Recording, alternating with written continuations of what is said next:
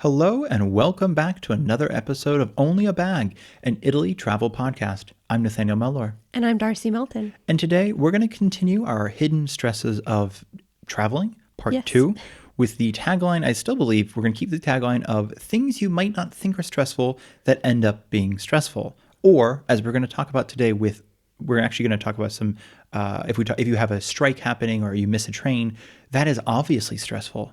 So I think the tagline is also these last minute stresses and how to mitigate them. Stress. Stress. TM. Yeah, so it's really just, we were talking about stress today. Yeah. I think is what we're talking about. Yeah. And if you're worried about some upcoming stresses on your trip, you can reach out to us. I love that. Good segue. Thank Great you. segue. You can reach out on onlyabag.com, where we have lots of articles, more coming out as frequently as we can write them. We have a comment little area. You can contact us there. And you can find us on Instagram at Only a Bag Podcast, and you'll find me there. If you send a message, I'll respond to you. I love that. And if you enjoyed this podcast, you can leave a review on Apple Podcasts, Spotify, and wherever you listen to podcasts. Thank you to everyone who has already done so. We appreciate it so much. And thank you to everybody who's reached out to ask questions about your trip, to just say hi. We appreciate it so, so much. We genuinely do. So thank you all so much. And as we announced on our episode on Wednesday, we have a sponsor.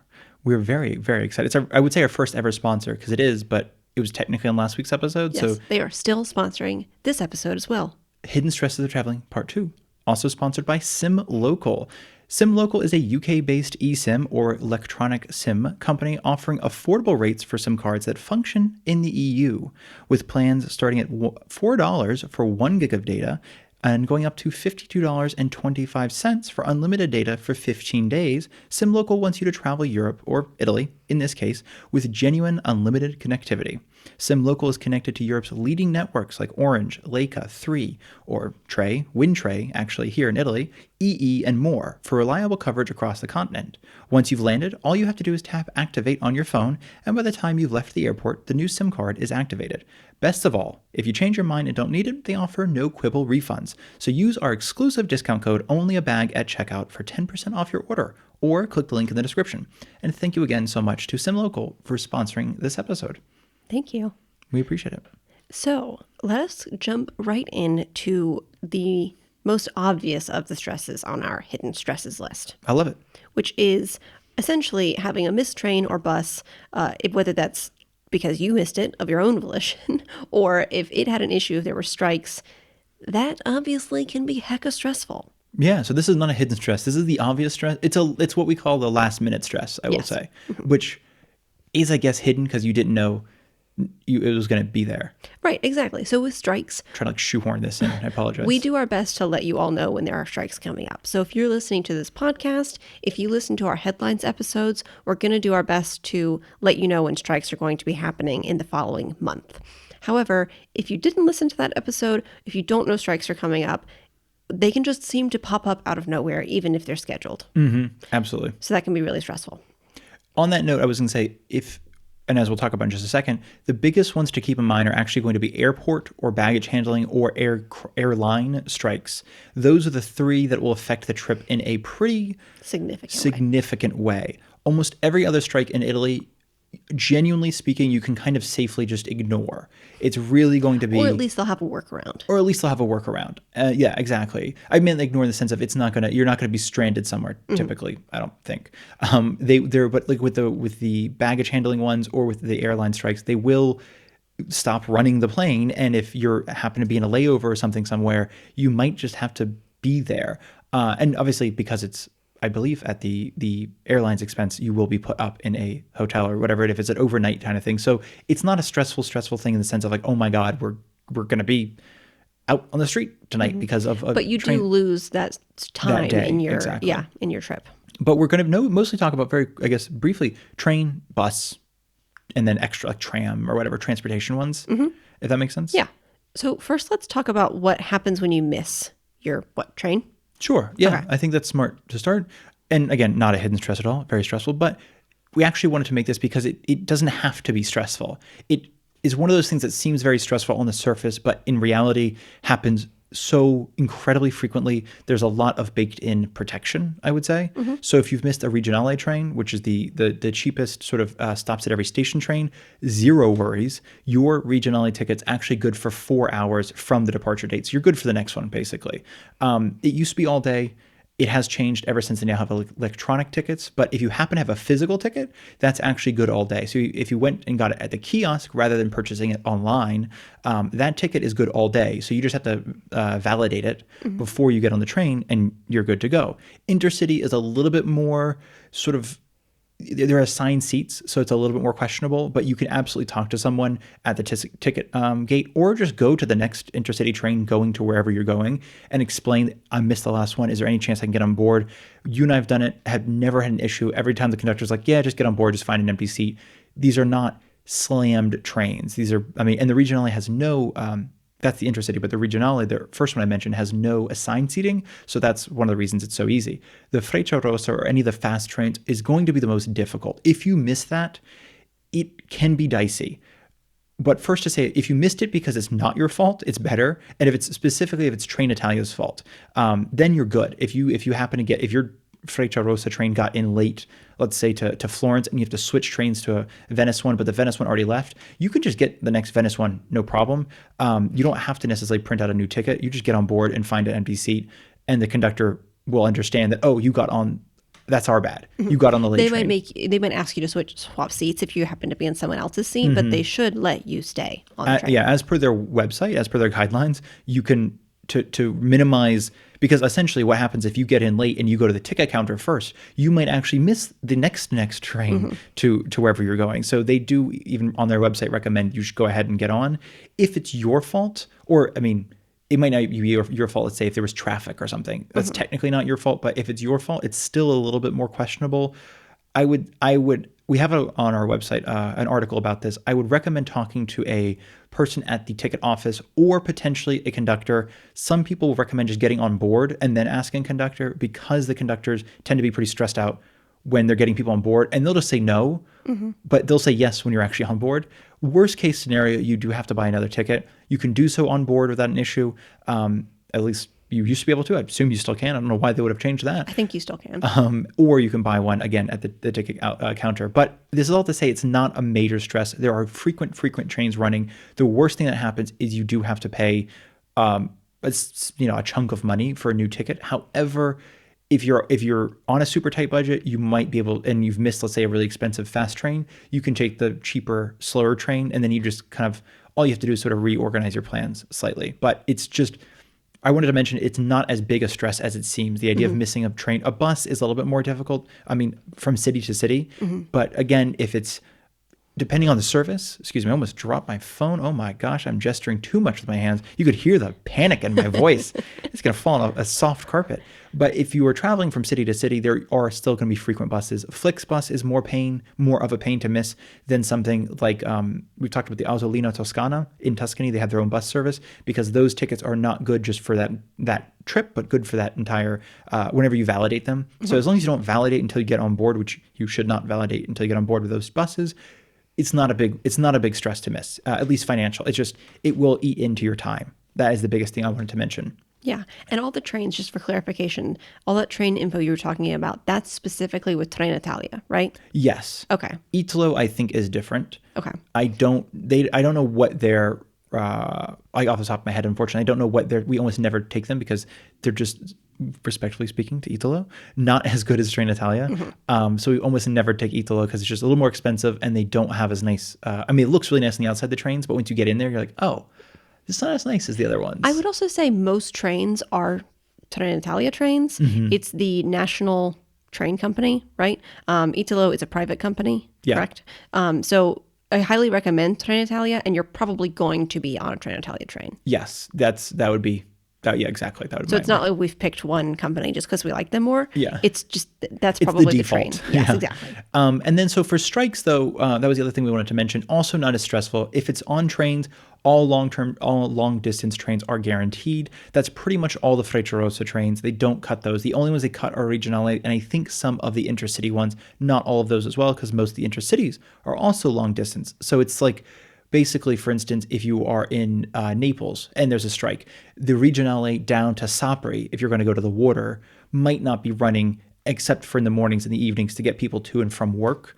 When there's a strike, the more annoying one, I would say, is in the city like Rome. If they have a bus strike or a metro strike, that's the one that's kind of a pain, because it will run in the morning for a few hours and it will run in the evening for a few hours, but it's the middle of the day where nothing is running except for certain quote unquote guaranteed routes.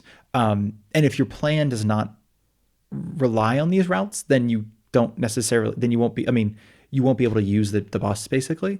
So just something to consider is, if you do hear of a bus strike in Rome on the day you're going, just to kind of figure out like, okay, is that maybe a day we don't want to plan on taking the bus really far? Maybe we stick around the, whatever is walkable, or maybe taxi is obviously there. I don't think they tend to do taxi strikes on the same day they do bus strikes, bus and tram and metro strikes. I think they try to make those separate days, so there's always some transportation options available. Yeah, exactly. And I one thing that I want to clarify with the trains, essentially, if you are going from, for instance, Naples to Rome or Rome to Florence, which is probably why you're going to be using a train rather than, a bus within the city, right? Those are long distance and those should be guaranteed. Yes. And we have a list of those guaranteed trains, right? We don't, because it does change every time. Oh, it does? Yeah, because okay. it's just the train numbers. So they on like Train Italia's website, that'll say all long distance trains are guaranteed, and they update the list for what it is, but it's not always the same trains to the same locations, Okay. if that makes sense. So there's not really a one steady list. Okay. But basically, if you're going from Rome to any other major city, that's guaranteed. I would say 100%. Okay. It's more just if you're going to Rome to, like, I don't know, a small town outside of Rome. Yeah, like maybe Viterbo could be, if you're going to go there for something and you're taking the Regionale, that might not be guaranteed. Yeah. That would be the stress ones. Moving on, Darcy's this is one that I think you have a lot of thoughts around, is too many places without a plan. Yes. Okay. So it can be very easy to plan that you want to see 5 different sites all over the city. And maybe that city is Rome, and that's a big, giant city. You might not be able to see all of those places in one day as you had planned.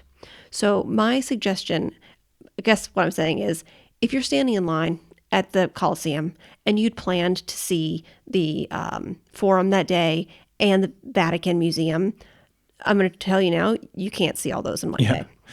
So that can be incredibly stressful when you realize in the moment, oh my gosh, I'm not going to be able to see everything that I wanted to do. So my suggestion is to have a list of your top places, the can't miss, I really want to see these. And then have a plan B of, if I have time, I'd really like to see this other place, On top of that, I would say this is pretty easy to think of, I guess, is that plan blocks of places that you want to see. Yeah, places that are close together. Obviously, try to see those in one day. Don't hop around the city all within, every day. Does that make sense? No, exactly. I think it makes sense. And actually, on your note about like a list of places I want to see and places that would be nice to see, you could even, and we have an article where we're writing articles on how to plan your trip, basically, especially if it's your first time to Italy, because there is so much to see, genuinely, and it's so easy to be like, well, I want to do it all, and then realize that it's not possible. It's just not time. Yeah. But even in a place like Rome, instead you can basically have like a list of obviously 1 through 5, and number 5 isn't like the place number 5 could be the one you cut first, for example. Just like whatever you're planning, you're like, that's the one I'm willing to drop. And even if you're like already in a museum, let's just say you're at the Uffizi and you realize you probably aren't going to get to have lunch and get to another gallery that day, or you might not have energy, whatever it is. It's just that kind of question of, do you prefer to leave the Uffizi at that moment, get lunch, and then go to the Accademia, for example, or are you okay cutting the Accademia entirely? Yeah. It's those types of things that we realize can easily, I guess, eat away not just your time, but your sort of mental space, because you're just so like, I'm trying to be here and in the moment, enjoy this thing, but I'm also really trying to figure out where am I going to get lunch, and then I have to get over there to have, okay, so how do I, and the whole day kind of turns into this constant level of like constant like active prioritizing, if that makes sense. And we've talked about this before, the expectations of just how do you manage your own and other people's expectations if you're all expecting to see different things. A good example of that is whenever we visited Florence with my mom, I've said before, I can take so long in a museum. I like to look at art for a very long time. So we were in the Uffizi, and my mom really wanted to get to the Palazzo Vecchio, I think. And so what we decided is that it was important for me to stay in the Uffizi and see more art, but she really wanted to go see the Palazzo Vecchio and kind of get through the Uffizi a little faster, which was fine. We split up, and then we got back together after that a couple hours later, had dinner, and could each kind of talk about and not compare, but share our experiences that were different from each other. So I think that's important to remember that your priorities might not be someone else's, and it's okay to split up, but it's such a good idea to have those priorities ahead of time and know what you're looking to get out of the trip.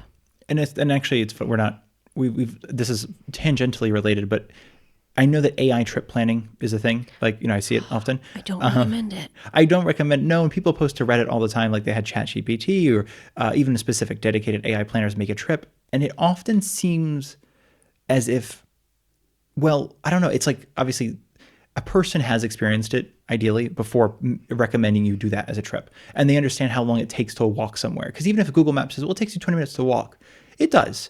If you're head down walking. Right. Not if it's a crowd, not if you keep stopping because something looks interesting, not because you want to take pictures, not because, well, I want to pop in here and grab something, or this kind of seems like a cool pastry shop, we should check this out, or do you want a quick and I think there's this, and I know these are natural things, but it's so easy to have, like, we have 3 things planned today, and we have these really tight parameters, and then to realize that is completely unobtainable because that's just not how traveling works, I guess. Right. There's a large part of it is just walking around and getting sidetracked and then being like, wait a second, were we supposed to be going somewhere? So I do mention that only because if you are using like an AI trip planner or something like that to help you figure out what to see, it can be almost worse, I think. I mean, it could definitely be worse, but it can lead you astray and make you think that like certain things are feasible when they're not. Absolutely. Especially when it just comes to how long it takes to physically go from point A to point B, or as even the Uffizi, for example, it's not designed to let you out until you've gone through the entire gallery, if that makes sense. Like, they really do force you through the thing with the little barricades and this and that and the other thing. And if you start walking the wrong way, sometimes people will be like, no, exit's that way. You can't go back this way. You have to go that way. So it can be a little bit of a I don't know, like it's sticking point, basically. If you think you're going to pop into somewhere, see something, and then leave, that might not be possible. You might be committed for a time. So it's smart to know what you're comfortable cutting, basically. Yes. If you hear that right now, though, and you're panicking because you think that you might get stuck in the museum, you can find a docent. There are so many docents in Italian museums. I feel like more than American museums, U.S. museums. Probably, yeah. You can find a person and say, I mean, these people will... Like, I need to get out. Yeah, like, I need, like, where is the exit? I need to find the exit. They should understand that in English, even if they don't speak fluent English, which is not to be expected. If they don't, you can say, devo uscire, like, I need to exit. So don't panic. I like that. You will be able to leave. And moving on to our next point, because we're at 18 minutes with 10 more points to go. Classic us. We're gonna not talk quicker, but we're going to condense this. Well, the next 3 are kind of random as well. Yes, that's smart. So, rain. We've talked about this, I think, before. We have a whole episode on it. But that is something that can sneak up on you, and we've talked about this. We only wanted to put this in because you might not hear the rain episode, and we just wanted to mention that if you are going to Italy and you are going at a wet season, especially, or in the summer, it can absolutely affect your trip, especially if you're going to a place that doesn't have a lot of shelter, or if you're not going to be in a city, or even in a city, but you aren't going to be able to pop into a store to stay dry. Rain can absolutely affect the trip. So as we mentioned before, it can be smart to just plan on buying an umbrella rather than just bringing a rain jacket, because as we found, rain jackets are not as helpful as they seem on the surface. Yeah, I absolutely recommend, number 1, asking your hotel if they have umbrellas that you can borrow. If they don't, I would say buy an umbrella, absolutely. I would also say expect your travel time to be longer, whether that's on foot because things are slippery and, it's harder to weave through crowds when everybody has an umbrella open. Also, buses and taxis, all of those things are going to be slower in the rain. So just consider that. Absolutely. The next one is hotel noise. This is something that is, it's a slow burner, if that makes sense. It's not something you consider and then you're like, oh, wow, I didn't realize that Yeah, I can't sleep with noise. No, okay, so Florence is the worst place for it, and it's not Florentinians, it is not Italians, it is loud behind drunk tourists in the city center of Florence. Till deep into the morning. Yes. So that can pop up out of nowhere, and when you don't sleep well enough, obviously that can make you more on edge, it can make you more stressed. Especially if you're also already sleeping in an uncomfortable bed or an unfamiliar bed, or if you're in a hotel or something with friends and you're on the pull-out sofa or something. If you're not even in a or a Airbnb, I know has a lot of every Airbnb in the world calls with 2 bedrooms. It's a pull-out sofa and a bedroom. Sometimes it's 2 pull-out sofas in Sometimes one room. 2 pull-out sofas in one room. It's a strange configuration here in Italy, but that's something that's important as well because we've had nights where we're not already sleeping well, and then just when you're about to fall asleep, all of a sudden it's people just screaming at the top of their lungs and then laughing, and you're just like, I want to throw something. One I can won't. feel murderous. Yes. I haven't murdered anyone, but I can say one can feel murderous. Yeah, that was the worst time. So we always recommend that you stay at a hotel rather than an Airbnb. And usually you can, I shouldn't say usually, sometimes when you book online or, book your hotel to begin with, you can request a courtyard room or an interior sort of window room rather than a street view room. If you can't request that when you book, you can contact the hotel to ask for that, or when you get there, you can ask for an interior courtyard room. That can be the best option if you want to avoid noise. Yes, we found ourselves that anytime we stay at a hotel that has the option of street or interior courtyard, as lovely as it is to have the street view, because sometimes it really is just so nice just to kind of Rome as it's falling asleep and it's got the last little vestiges of the hotel, the restaurants and the bars. But we've also found that it's not uncommon for that one group of people outside of a restaurant to just be loud well into 1 a.m. And I didn't even know near us there's a sushi place that would be kind of really chill up until about 1:30, and then it would start blasting house music, club music as they started cleaning up. So, which, I mean, awesome for them. I get it. Good vibes as you clean up. But I'm also it's now 1:30 in the morning. And this is even worse in the summer because some places, hotels will have air conditioning. Typically, that's just a kind of a standard now. Not all Airbnbs have air conditioning. I think most will probably, but it's still not that common. We don't have air conditioning remotely where we are. And when we've house sat, we've never had air conditioning. So you do sleep with the windows open. And that's when it's even worse because you're just it's stifling already, and somebody's outside my window just screaming for some reason. Also, not to mention that the garbage collection in the morning can be quite loud. Absolutely. And that's on the street, obviously not in the courtyard. So that's hotel noise is a big one. Next is finding bathrooms. We have talked about this a lot. Yes. It's really very important to me that everyone has access to a bathroom. So finding a bathroom can be incredibly difficult, especially if your hotel isn't centrally located or if you're not near your hotel for whatever reason and you can't just pop back. So bars, I think by law should have to have a bathroom. Sometimes, and this is not a scam, you're probably not being kidnapped, but sometimes the bathroom will not be connected to the bar. It might be down the street and then down a creepy cavernous staircase and somewhere that looks very creepy. That's just Italy. Yeah. But bars usually have bathrooms. Shops will not likely have bathrooms. True. Even if it is a shop that sells food items, it won't necessarily have a bathroom. So That's look true, for a bar. Definitely look for a bar. You're going to be expected to buy something, whether it's a coffee or a bottle of water. But you can also, some bars, potentially you can check ahead of time. I know that, ahead of time is before you order a coffee, especially if it's a busy bar.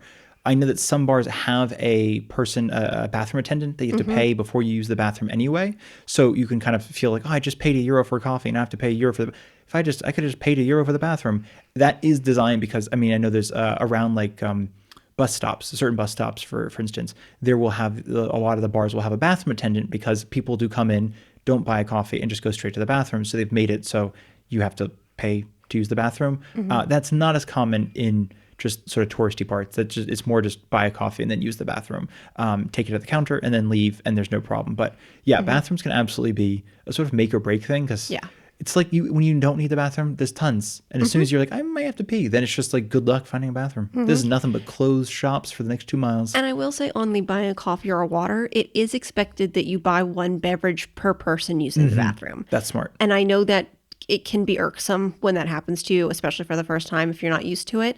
But that's just kind of the expectation, unfortunately. Yeah.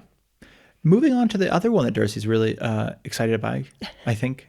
It's sending postcards. Yeah. And then Darcy has a lot of thoughts on it. I have a note that says Darcy has a lot of thoughts on this. So My thought is that a lot of people want to send postcards when they're traveling. I get it. That's very normal. And when you're, I guess I should say, however, when you're on a tight timeline, that can be a pretty big ask of yourself. So my recommendation is not to try to find a post office, because while I love the Italian post office system, they do so many things that there's always a long line. So don't try to find a post office. My recommendation is that if you want to send a postcard, find a tabacchi, which is a place that sells cigarettes and it has salt. a T on the sign out front. And so they may, but not always, they don't always have enough stamps, but they may be able to sell you an international stamp. Obviously, you'll have to indicate what country you want to send that postcard to. I believe it's 3 different tiers, zone 1, 2, and 3. I think it's for Europe and England is zone 1. I think it's €1.20. For the United States and basically South America, Canada, it's €2.50. And I think for anything beyond that, which would be Asia, Australia, I think it's €3 and change, like 3.80, something like that. Okay. So you do that, you put the stamp on your postcard, and then find and there might be one outside of the tabacchi, but a red post box. And those are attached to a wall of a building. They're not like a freestanding box. And they usually have like a left and right, and one says for mail within Italy, and one says for mail outside of Italy. Obviously, you want to send it to the outside of Italy, but if I'm not mistaken, you could still stick it if you did it on accident and did the one, oh, it's within Italy. They're not. I mean, they're going to find it. It's not the end of the world. Yeah. So these will take probably roughly 1 million years to Easily. reach their final destination. Absolutely.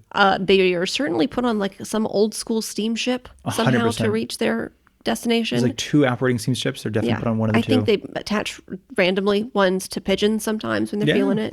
They And take be like, so you're going long. that way. Let me know if you hit. Whenever you hit Maine, that's when you stop. If you absolutely need to get a postcard sent quite quickly, I know I just said don't go to a post office, but if it's of high importance to you that that postcard reaches its destination within a reasonable amount of time, I would say do go to a post office and send it as a package. And they will. That's it's a pretty common thing to do. Actually, interesting. I know in Tunisia that was pretty big too, because I think I sent postcards from Tunisia. It took about 3.5 months for them to arrive to the States. And 2 young women outside the post office told me, don't send it as postcards, send them as packages. They get there in a couple of days. And the same thing in Italy. They will arrive usually within a week if you send it as a package. And it's the same thing. They just basically stick it on a scale, print out a little package label, stick it on instead of a stamp. And it gets there usually in about 7 days, as opposed to, I think it's between 4 and 6 weeks is what they say a postcard will take, give or loosely. We have had it that it takes much longer. So this is more of just if you just wanted to send somebody a souvenir of your trip, you can do so. And the other note was the orange mailboxes. Yes. Those are the tourism mailboxes. I think they're called there's like It's the a Global Post or something? Global Post Network, GPN, I think. And I've never used them. They seem to be a legitimate thing, but a legitimate company, but a lot of people have had bad experiences with them never arriving, or never being sent, or just being like trashed or whatever it is. They're like, some people say it's a scam company. Some people say it isn't a scam company. They're just not that good. And that person might never receive your postcard. I only mention that because a lot of places that sell postcards will also have this orange plastic mailbox out front. And a lot of those places are like souvenir shops. Exactly. And they sell the stamps as well. And the stamps are much cheaper. They're like €1 and change to send something to the States, for example. And you're often, like, sometimes from what I've read, the souvenir shops will encourage you to buy those stamps because they make a greater percentage of the sale. I think a tabacchi, for example, doesn't make any on the sale of a stamp because it's all to the government, and none of it is to the tabacchi. I think they're subsidized, so they make money elsewhere. They also sometimes sell shampoo and weird things. If you need cigarettes, salt, and shampoo, you have one store in mind. So that being said, it can be easy, like, oh, this orange mailbox will work too. It might, for sure, but if you definitely want it to arrive, tabacchi, stamps, red box that says post, P-O-S-T-E, And I think it's the right-hand side you stick it on. It's the outside of Italy is that little box. Yeah, there you go. And moving on. Look at us. Our next tip is about what you do if you lose your bank cards or wallet. This is a big one, I think, that comes up a lot. Not necessarily because of theft, to be clear. I just mean this It falls out of your pocket. falls out of your bag. pocket, out of your bag. You leave it in a hotel on accident. I mean, anytime you could. It falls out of your pocket on the train. It's not uncommon to lose something, or a card specifically. I know sometimes it's easy to kind of pay for card at like a restaurant, and I mean, when I worked at a restaurant, it was a daily occurrence. Or at least once a day, somebody would leave their card on the table. Really? And you'd have to kind of run down the street and be like, hey, this is in a walking area, so they didn't drive away. So it's easy to kind of track them down. But that is all to say you might lose something. What we recommend is a sort of travel wallet. And I'm putting this in quotation marks. It's not an actual physical thing called a travel wallet. It's just what you and I have started doing is basically bringing around a wallet that we have no sentimental attachment to with a driver's license, one credit card, and one debit card. The driver's license is just for identification purposes. I use my Italian ID card instead because it's better for identification purposes.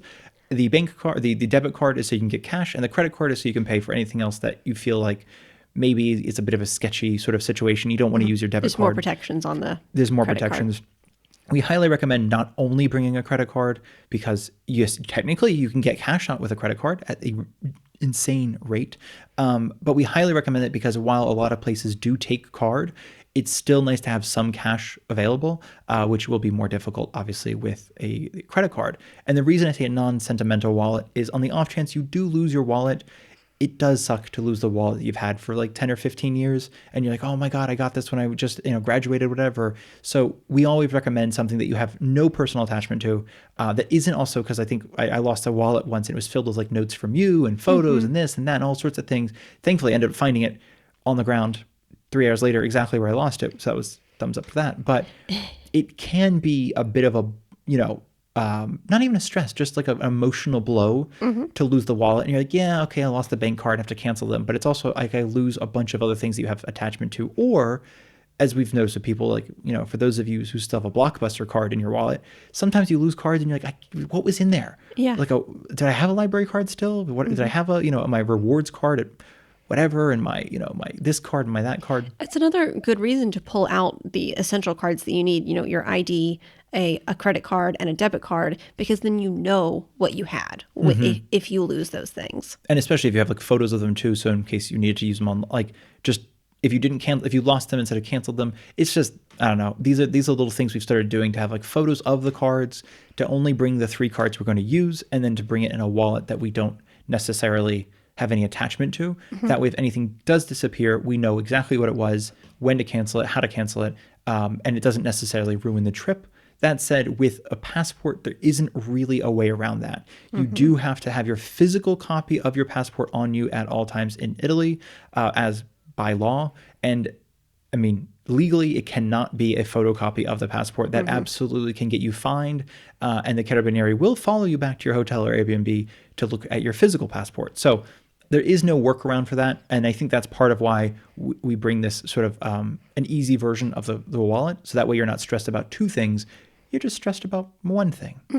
And this is kind of a silly one maybe, but I recommend keeping your wallet and your cash, your cards, your passport in a separate pocket or from your phone. We always recommend, like, we have a fanny pack that I use as like a shoulder bag. What's it called? Yeah, like a crossbody bag. Kind of bag, and keep it in the front of me. That's just easy to reach my phone and money, whatever I need. But it is so easy, especially with euros. If you have loose euros, they can be quite staticky. And we've done this before where you pull out your phone and the euros come out stuck to it and you don't realize, then you lose your euros. So that happens so frequently, by the way. We've learned never to put the euros and a phone in the same one, because either just the phone case, but also the phone itself, it will stick to the back, and then you just, without you realizing it, and it just falls off, like as you pull out your phone, basically. So I would never recommend putting euros and a phone in the same pocket. But as you mentioned too, keeping cards in a separate pocket. So if you do happen to get, unfortunately, pickpocketed or something like that, it's not like, oh my God, they just took everything. Same thing, you do use a crossbody bag, but only half of our stuff is usually in there, not everything. So it's like, okay, it's not like they just took the bag and both phones and both wallets and everything. Right. It's just, okay, this is annoying that we lost some things. And obviously, if you are carrying things in your pockets, which I don't recommend, I do recommend having a bag that can be in front of you. But if you do carry things in your pockets, keep them in your front pockets, just in case a pickpocket is around. It's harder to Absolutely. get to your front pockets than your back Absolutely. pockets. And I think the last note we had was just on the sort of hidden stress around using cash and ATM fees. Oh my goodness, yes. Those ATM fees can rack up. Yeah. So, number one, if you have this option, I would say to have a bank that reimburses your ATM fees. That's number one tip. We have Charles Schwab, and they reimburse fees, up to $50 a month? Yeah. In ATM fees. If you don't have this, I recommend pulling out a decent amount of cash at one time so that you don't have to keep going to ATMs, and keep some, obviously don't carry all of that cash with you. Keep some of it at the hotel in the safe, if you can. We've made this recommendation before, but to not get euros ahead of time. Like if you're in the States or in Australia, not to do euros there because the exchange rate is usually horrific. Even at a pretty sort of cutthroat ATM in Italy, the exchange rate will be better. But even so, we also don't recommend using the exchange rate offered by the ATM. There's usually a little pop-up saying, I think it's like Blue something Blue Traveler. They're like, do you want to use Blue Travelers? Yeah, so like when you go to an ATM, number one, we recommend this all the time, go to a bank ATM. Yes. Do not use a freestanding ATM or anything that is like a third-party ATM. Always find a bank to use their ATM. And one of the options will be like, do you want to go ahead with the conversion, or do you want to go ahead without the conversion? Always click without conversion, because that will default to your bank's conversion rate. Right. Your own bank's conversion rate, which is better. Which is better. And I know this might sound confusing because you're like, oh, didn't you just say it's worse? It is worse when you're in the country that you're from, basically. Like I know when we're in the States, the conversion rate there is horrible. If they're like, we have to source euros for you and then convert it from your dollars, we're not giving you a good exchange rate. But if you are here, they will give you as almost not quite, almost the actual conversion rate. Maybe it's a little bit off, because a lot of them like will add a little tiny percentage to make money off of it. But I think Schwab is supposed to be pretty much dead on the actual conversion rate, which is nice. But that being said, it's just, those can be stressful because you're thinking, oh, I pulled out 60 euros. And you're like, wait a second, how is that like $95? What? And it's like, oh, the ATM fee. And then they use their trumped up sort of the conversion rate. And then there's this, and then it's that. And then before you know it, you're just like, I think I'm blowing through cash just without realizing it. But again, you kind of do need cash in some circumstances, or it's nice in some circumstances. So it's good to have. It just can feel predatory to always have to get it out. Yeah. One other tip is to keep an eye on the conversion rate. So euros have a better buying power than American dollars, I think, than Canadian dollars. That's kind of the only ones I have a reference point for. But the euro is quite strong. And the U.S. is doing some interesting things in government right now, and that can affect the exchange rate. So just keep an eye on the exchange rate, just so you're prepared for how much you're going to be taking out whenever you go to an ATM. No, and that can, I mean, it sounds like, well, it doesn't change that drastically, but it does change kind of like, I mean, I know a year ago this time, I think right now it's €1 is $1.17, and I think a year ago this time it was closer to $1.07, but then 4 months before that, it was almost even, which is kind of like to know that in a year and 4 months or so, it has gone from almost even to you're basically losing 17 cents every time you take out a euro. And I don't know what, I know that the euro is stronger than the Australian dollar, Canadian dollar, but weaker than the pound. So I think with, that it's a little bit different. Then I guess it's like fake money at that point. You're just like, all right, yeah, what, 5 pounds is like what, 10 euros? Let's just have a party. I have no idea the conversion rate. Do not believe me on that. But this is just simply to say is you might have also planned a trip, and then when you actually take, because if you're planning a trip now, in 6 months, the exchange rate can absolutely be $1.23 or $1.26, and that can be essentially adding a quarter onto every, or 25% onto everything you're purchasing, which can make it really expensive. Yes. So that is everything, I think. Yeah, me I too. think we've managed to go through it condensed without talking too quickly, hopefully. Hopefully. I know I tend to garble when I talk quickly. I apologize. And if you need any clarification on any of this, if we didn't touch on something that you have a question about, if we did garble or talk too quickly, you can, like I said at the top of the episode, reach out to us at onlyabag.com or on Instagram at onlyabagpodcast. Absolutely. And thank you again so much to SimLocal for sponsoring this episode. We appreciate it. Thank you so much. And thank you to all of you for listening and following along. We appreciate you so much. Tanti abbracci.